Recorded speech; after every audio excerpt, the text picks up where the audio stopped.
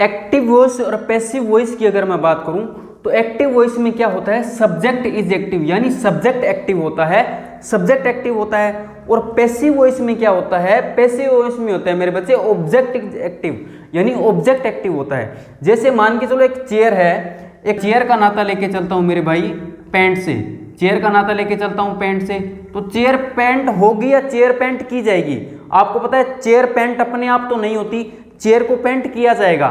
जब चेयर को पेंट किया जाएगा तो वो क्या हो जाएगा, वो पैसिव वॉइस सेंस देगी। तो उसके बाद हम क्या लिखते हैं, पेंटेड प्लस बाय प्लस उस एक्शन को करने वाला डूअर, उस एक्शन को करने वाला डूअर। तो इस तरह से हम लिखते हैं my chair has been painted by me, my chair has been painted by me, आप इस तरह से बोलते हैं। अगर मैं आसान शब्दों में लेके चलूं, जैसे मान के चलो मैंने ये सेंटेंस लिखा है, छोटे रूप में बात करूं, I have been painted my chair, तो I have been painted my chair. अब ऐसा तो है नहीं चेयर के द्वारा मुझे पेंट किया जाएगा, मैं चेयर पेंट करूंगा, ऐसा तो हो नहीं सकता कि चेयर मुझे पेंट करेगी। तो आप ध्यान दोगे यहाँ पे क्या होगा, यहाँ पे एक्टिव वॉइस की सेंस है, एक्टिव वॉइस की सेंस है, मैं चेयर पेंट करूंगा ना कि चेयर मुझे पेंट करेगी। अगर मैं चेयर पेंट करूंगा तो यहाँ पे एक्टिव वॉइस की सेंस है ना कि पैसिव वॉइस की, तो यहाँ पे आप क्रॉस कर देंगे, ये पे एरर हो जाएगा। दूसरा, मैं बड़े रूम में थोड़ा कंफ्यूजिंग लेके चलूं, कंफ्यूजिंग लेके चलूं तो जैसे एग्जांपल आप देखेंगे, if the doctor had come on time the patient would have saved, the patient would have saved.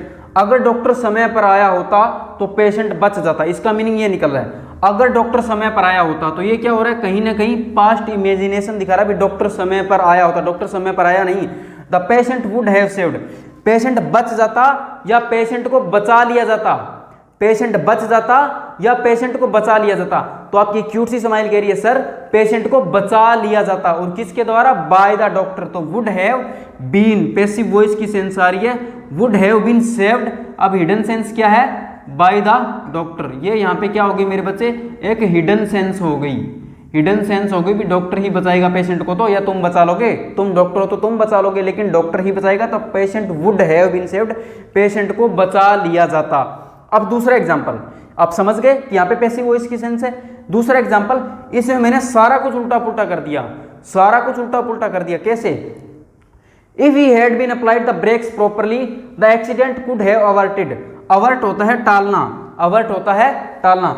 अगर उसने, मीनिंग देखूं, अगर मैं नॉर्मल भाषा में बात करूं, अगर उसने टाइम पर यानी प्रॉपरली ब्रेक लगाए होते तो एक्सीडेंट को टाला जा सकता था। मीनिंग हम ये निकालेंगे, तो if he had been applied, यहाँ पे क्या है, यहाँ पे ये पैसिव वॉइस है, पैसिव वॉइस है। If he had been applied, अब वो ब्रेक अप्लाई करेंगे या ब्रेक उसको अप्लाई करेंगे?